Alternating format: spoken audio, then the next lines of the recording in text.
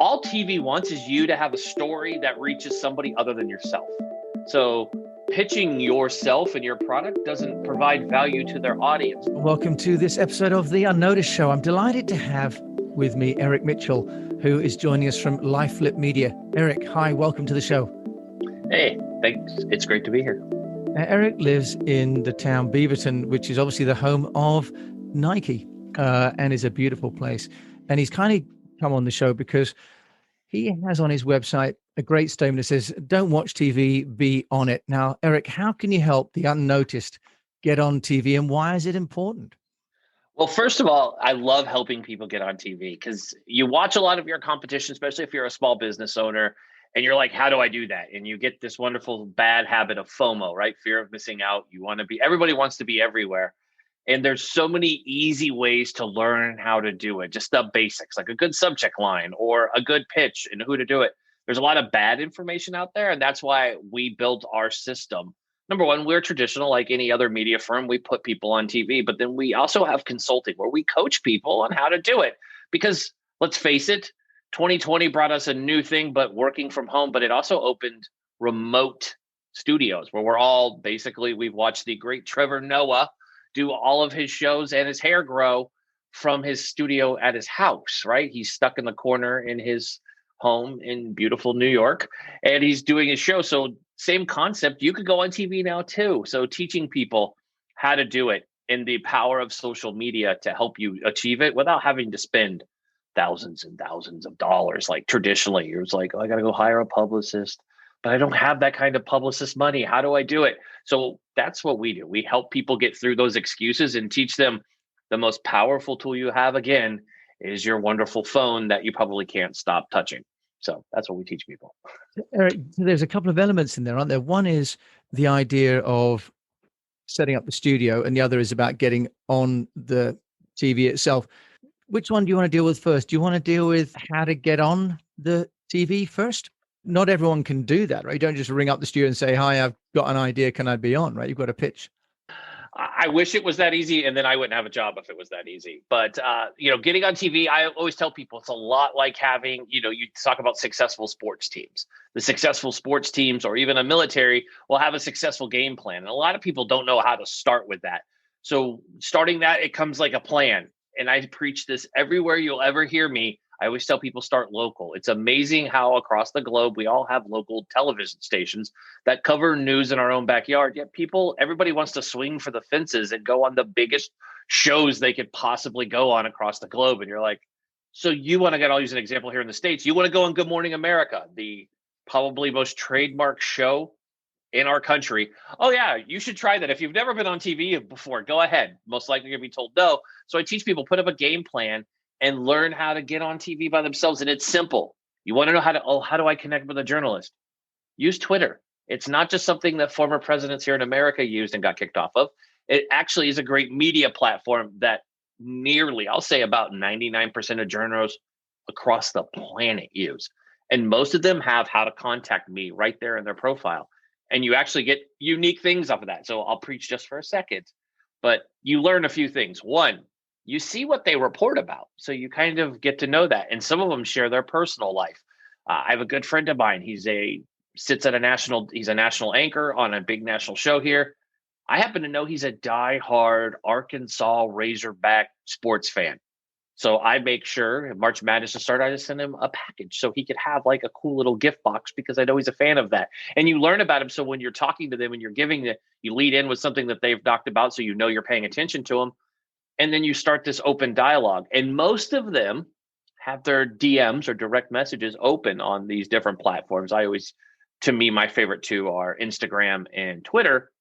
You can literally reach out to them and talk to them. And most of them will engage with you. So I tell people it's more mental than it is anything else with getting yourself on TV. Now, are you newsworthy?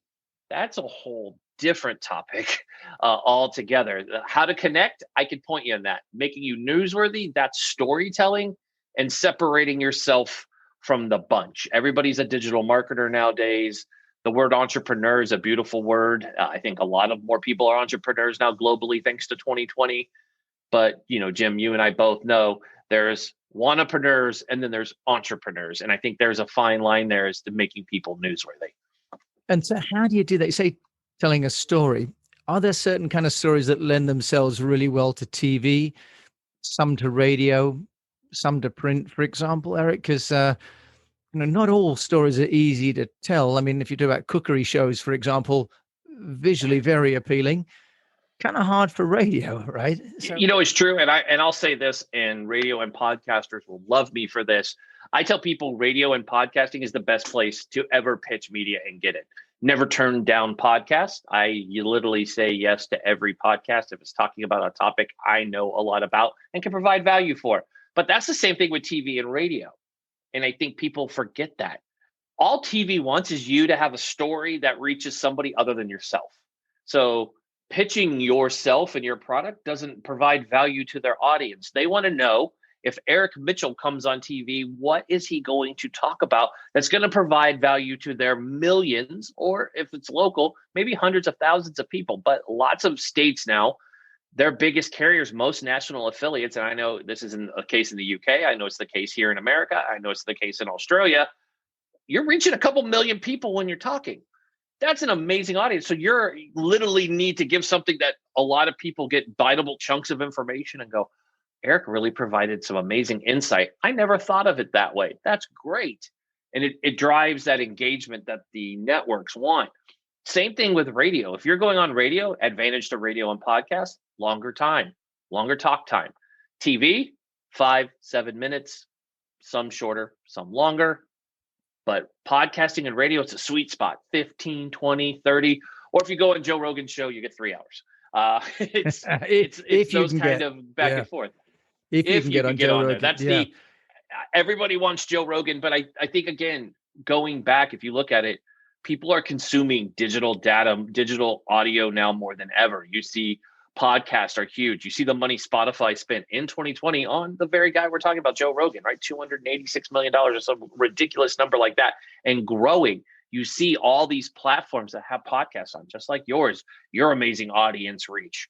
And then you think of radio. Radio still, we ride in our cars. Not everybody syncs into their Apple Play or whatever in their car. I mean, we have Apple Play, but we still listen to radio because we like our satellite radio, because we can listen to whatever we want. And I think people need to remember that. Don't just put, I want to be on TV, hit podcasters up. You can get on there. And there's advantages. If you don't mind me sharing, Jim, the advantages to radio and podcasting over, say, national TV is breaking news rarely affects you. Breaking news rarely affects you, so you don't have to worry about anything crazy. There's natural disasters and those kind of things that obviously take it, but you're still going to go on if, somebody, say, gets interviewed by Oprah and causes a big scene. That doesn't bump people from news stories. If you're Orange and you say controversial things on Twitter, you still won't get bumped from radio and podcasts. Now, national TV, said people will cause that, because you could see people getting bumped. I mean, that happened this morning because of an event that happened last night here in the States. So it's all, I always tell people, go for radio and podcast, because you're guaranteed to get your media. And you could do a radio tour, and literally it's 3 hours of your time, and you literally can talk to 7 people. So figure out how to do a radio tour and you're in the money. Just radio's fun. I love it. And I always tell people, practice there, because you can mess up on radio and you can have a bad hair day and nobody knows. So Eric, we did touch on earlier before we started recording about Clubhouse, and a few people have mentioned it. What's your view? Because if podcasting is one of the great mediums, Clubhouse seems to be growing as this kind of chat area, this live chat. Do you think it's good for the unnoticed, or is it kind of almost too random for it to be valuable? I love that question, and I'll answer it this way. From what I've seen in my experience, I've had it since the beginning of December, since I started getting into Clubhouse. It's hit or miss. I prefer the unknowns. I do rooms every Tuesday night, and I'm going to do a shameless plug, just because I will, because we're talking about it, and because we provide value. And I think I believe in service of giving back and providing value to the unknown and the people who have the voices that don't get heard. Our room, that's our mission, is to, folks will come in, they get Q&A with leaders of industry. We always have myself, and I bring in my peers, fellow publicists, PR folks. We'd love to have you on, Jim, if you ever have time. We also bring in producers, on-air hosts, and literally you get to have Q&A with these people that you would never get to sit down with and have this conversation.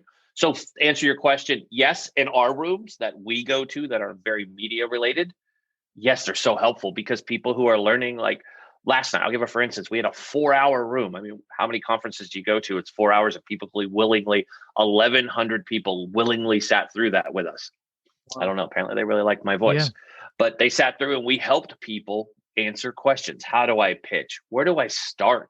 How do I start? How long of a pitch should I have? And it was fun to bring people up who are like, I started a brand, but we don't know what we're supposed to do. From a branding point of view, it sounds like it's a really good way to have dialogue, right? Too. Now, I think you've raised a couple of really cool things there about the need to be incremental and about creating opportunities to kind of to try out your message, because that's one of the key things that we work with clients, is the repetition, right? To get better. Now, you did also mention though, at the beginning of the interview about preparing your home for becoming a studio. So Eric, can we just talk about that? Because we still see, even on the BBC, people dialing in and they're staring down at a computer and they've got a bookshelf running through their head. I'm kind of amazed in this day and age. Can you give us some tips for those people listening and me too? Hey, the UK takes the cake so far for what was seen in the background on somebody's bookshelf recently. So let's just say that was a winning moment that we use as a screenshot of things to make sure when you do a backdrop, you check what you have on your shelves. Yeah. Mine are strategically placed. If you're looking over my shoulder, you see my good friend Baby Yoda. I'm a Star Wars fan, and you see sports and my kids and my family and my favorite books. For a set, it doesn't cost you a lot of money. Don't fool yourself. Start small, but don't use your laptop. And if you do, please clean it. Clean this little dot that's on there, because your smudges and talking and you're not wearing a mask at your desk, so everything you say flies up on your screen.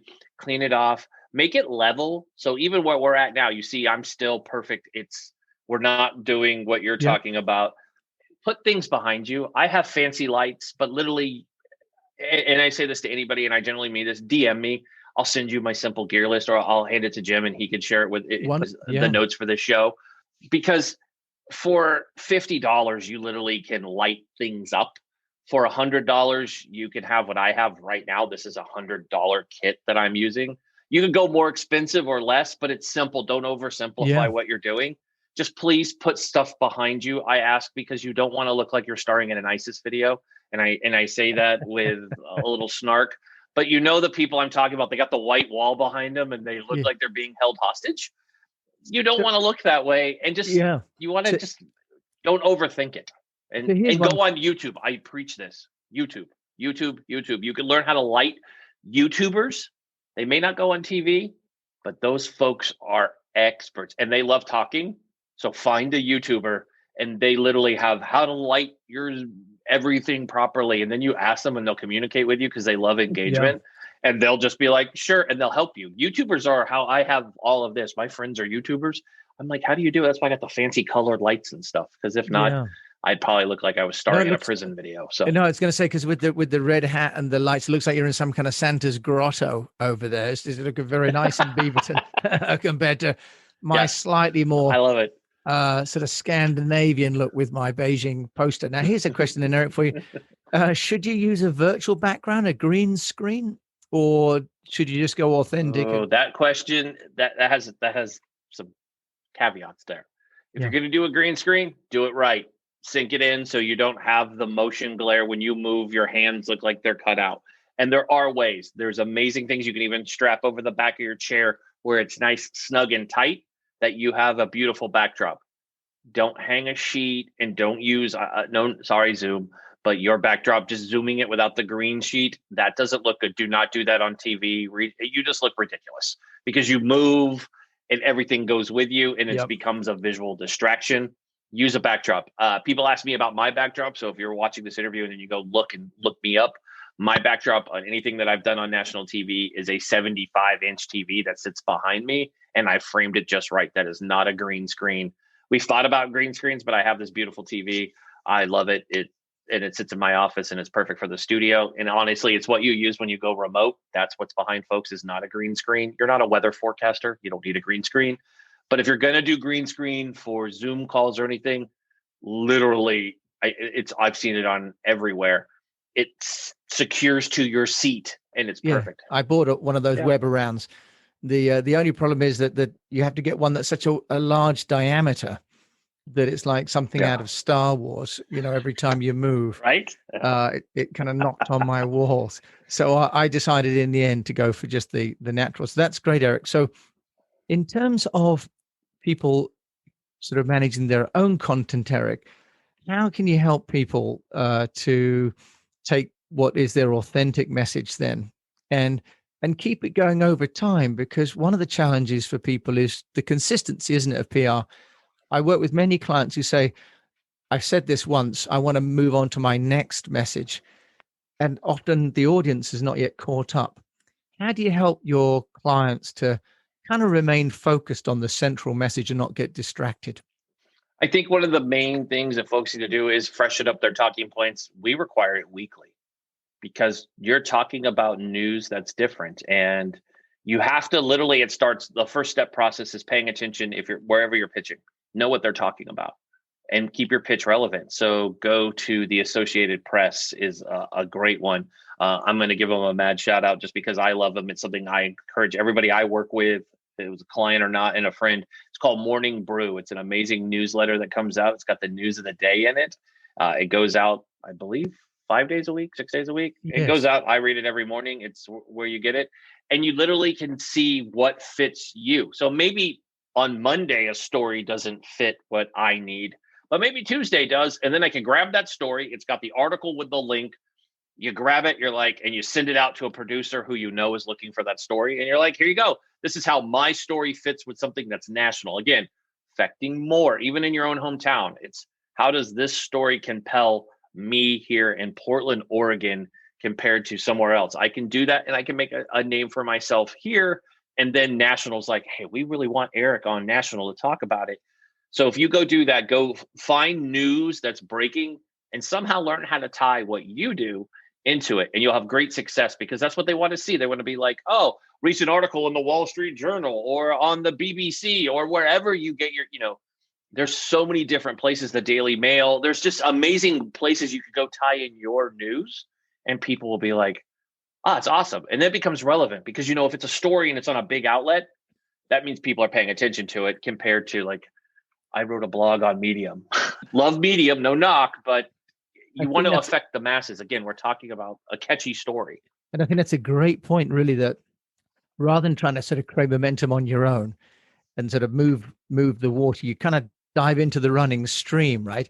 And let the flow carry you. There's another one called scoop.it that also allows you to consolidate different kinds of content from around the world and delivers it to your box. That's a really great tip because many clients are so focused on what they do and communicating that and not starting from what's being written, shown, or listened to and contributing to that narrative, right, Eric? So that's a really great insight.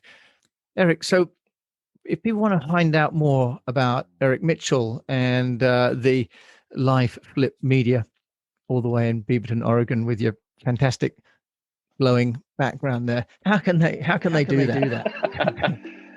Simply reach out to me. I'm Eric L. Mitchell on all social. That's Eric, ERIC, as an L, and Mitchell, MITCHELL. That's 2 L's, so there's total 3 L's you're looking for. Find me all over. Instagram's where I'm at. My DMs are open everywhere, and you can connect to our company, LifeFlip, from going to all of mine because I have links there. So that's where you find me, and I love to hear from anybody who's out there. And if you have a question about media that I didn't answer here, you can join me there, and I'll refer you to our clubhouse. And then you'll probably see Jim's face on there because I'm going to make him come join us one time. I'm going to be flattered to be invited. I shall look forward to it. So thank you, Eric, so much for joining us all the way from Oregon. I really appreciate it. Thank you for having me on. I appreciate it. So you've been listening to the Unnoticed Show with Eric Mitchell from LifeFlip Media all the way in Beaverton, Oregon, the home of Nike and Intel as well, I believe now. So if you've got any questions, do please write to us. In the meantime, I wish you the best of health, of course, a sustainable business, and that if you're going to try and get yourself into the media, start small and start relevant. Thanks so much for listening to this episode of The Unnoticed.